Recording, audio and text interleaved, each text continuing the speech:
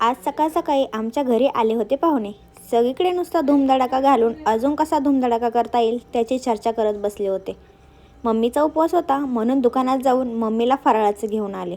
आणि नंतर आला आमचा छोटा पाहुणा. नुसता झोपेतून उठून आला होता. येऊन आजीसोबत खेळत बसला. नुसता इकडून तिकडे फिरत होता. एका जागेवर थांबायचं नावच घेत नव्हता.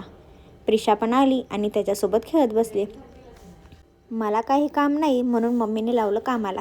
कपाटातले सगळे कपडे खाली घेतले आणि बसवलं मला कपड्यांच्या घड्या घालायला. कपड्यांच्या घड्या घातल्या आणि सगळे कपडे नीटनेटके ठेवून दिले कपाटात. त्यानंतर आला आमचा माही. बाहेर येऊन खेळत बसला. बाहेर त्याला कुत्रा, मांजर, म्हैस सगळं काही दिसत होतं.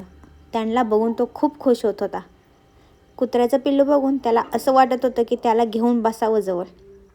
त्या पिल्लाला बोलवत होता, त्याच्याजवळ जात होता. गावाला येऊन तो प्राण्यांमध्ये पूर्ण दंग होऊन गेला होता. बॉलसोबत थोडा खेळला आणि नंतर त्याने घेतले फटाके वाजवायला. फटाके बाहेर कमी, सगळे पायातच फोडून टाकले.